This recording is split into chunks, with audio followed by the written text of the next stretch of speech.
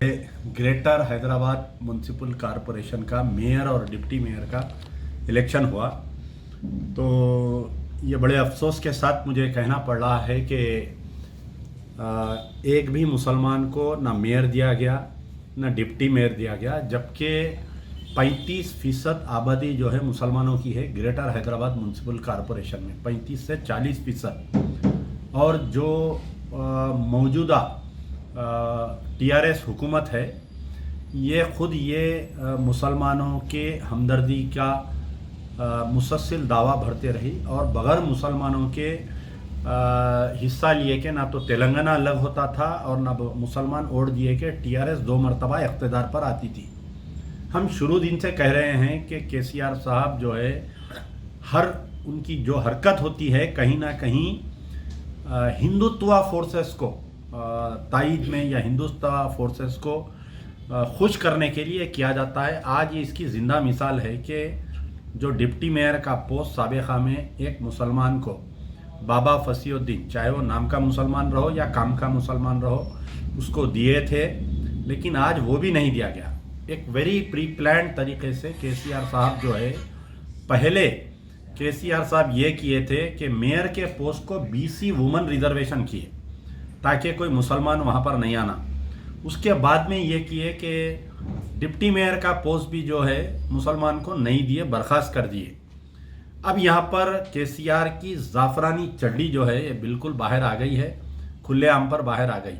अब रही बात मजलिस इत्तेहादुल मुस्लिमीन का, जो बड़े बड़े दावे करते थे मजलिस इत्तेहादुल मुस्लिमीन के लोग, ख़ास तौर पर असदुद्दीन ओवैसी, अकबरुद्दीन ओवैसी, पुराने शहर के तकारीरों में ये कहते थे कि शहर हमारा, मेयर हमारा, हम जिसको चाहे उसको लिटा सकते तख्त पर, हम जिसको चाहे उसको बिठा सकते।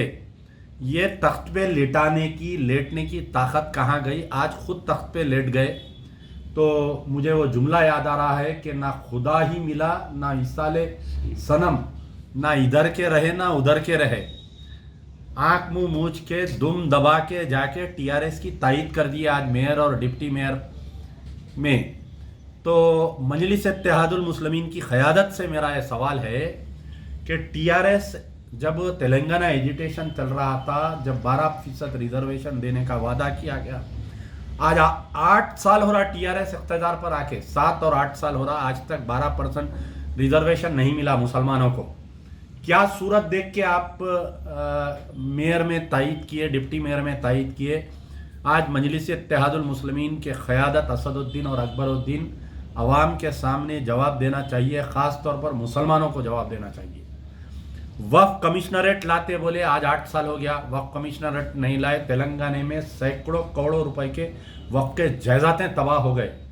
किशनबाग कम्युनल राइट्स में जो सरदारजियों से हुआ था, 4 मुसलमानों को गोली मारकर उनको शहीद कर दिया गया, उसके ऊपर कमीशन बैठा था। आज की तारीख तक वो कमीशन की रिपोर्ट टेबल पर नहीं आई।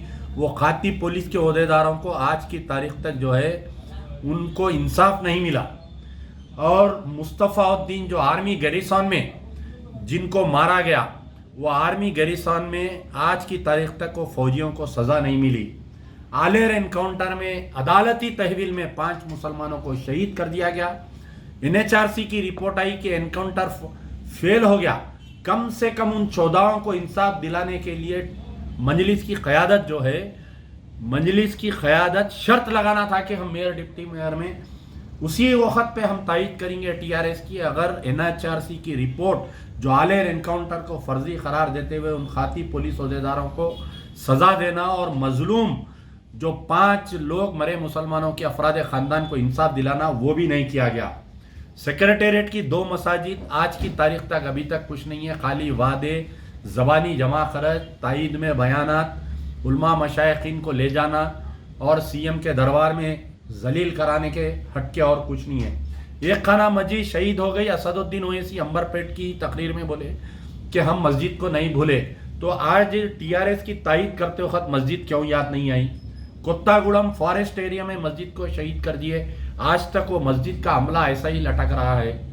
नारायणपेट में आशूर खाने को शहीद कर दिए, वहाँ का टीआरएस का जो सरबराह है, वहाँ का जो चेयरमैन है, खुद ठहर के पूजा करके आशूर खाने को शहीद किया। आज की तारीख तक वो आशूर खाने का कोई मसला हल नहीं हुआ, तो आखिर क्या देखकर, क्या ले देकर मजलिस की क़यादत कौन से वक्त की ज़मीन का मामला करके मजलिस की क़यादत असदुद्दीन अकबरुद्दीन टीआरएस की तायद की है, अवाम को जवाब देना चाहिए। आने वाले जुमे में मक्का मस्जिद में आइए असदुद्दीन ओवैसी और अकबरुद्दीन ओवैसी साहब आइए, जुमा नमाज के बाद में आप हलफ लेके बोलिए कि हम जो है टीआरएस के मेयर डिप्टी मेयर की तायद बगैर कोई चीज़ लिए दिए कि हम करें बोल के आप आकर बोलिए।